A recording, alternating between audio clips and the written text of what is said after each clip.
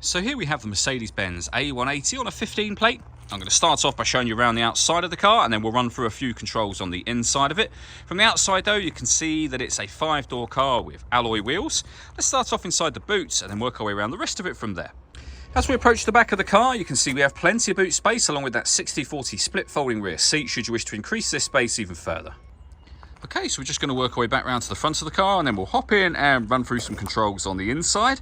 But now that we've done a full circle of it, you can see it's in lovely condition the whole way round. Just briefly before we climb in, I think it's what we're seeing the interior from this exterior point of view. There's plenty to run through on the dashboard, so let's hop in and we'll do that right now. Okay, now that we're inside the car, we're going to start with the dials. On the left-hand side, we have the speedometer and fuel gauge, and on the right-hand side, the rev counter and coolant temperature gauge.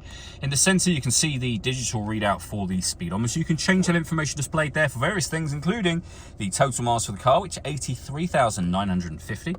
And so you can change that for lots of different pieces of information. And the buttons to do that are on the left-hand side of the steering wheel just here.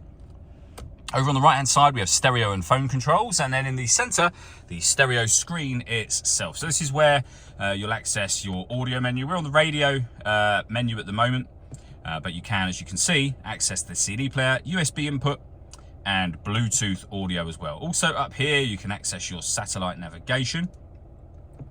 As you'll see, it's a nice clear display. It's a very easy system to use. All the movement I'm making on the screen, incidentally, is all being done using this dial just here. You can use the collection of buttons you see on here, so radio, nav, for example. You have your CD player just there as well. We've also got our volume for our stereo on there, and you can answer and end phone calls once you paired your phone as well. That button turns off the stop and start. This car is designed to cut out when it's stationary in traffic to save you fuel. That system can be turned off and on from that button, as I say. Below that, we've got the air conditioning. So you can adjust the temperature, the fan speed, the direction you'd like the air to be distributed in. When you're happy with those settings, that button turns your air conditioning on. Same button again will turn it off. You can recirculate the air that's in the car. That's a great way of heating it up or cooling it down quickly depending on the temperature you set over here, of course. And then we have a 6-speed manual gearbox. All that leaves me to say is thank you for taking the time to watch this video. If you'd like to come and see the car for yourself and have a test drive, please feel free to give us a call here at Surrey Specialist Cars. We'd love to hear from you soon.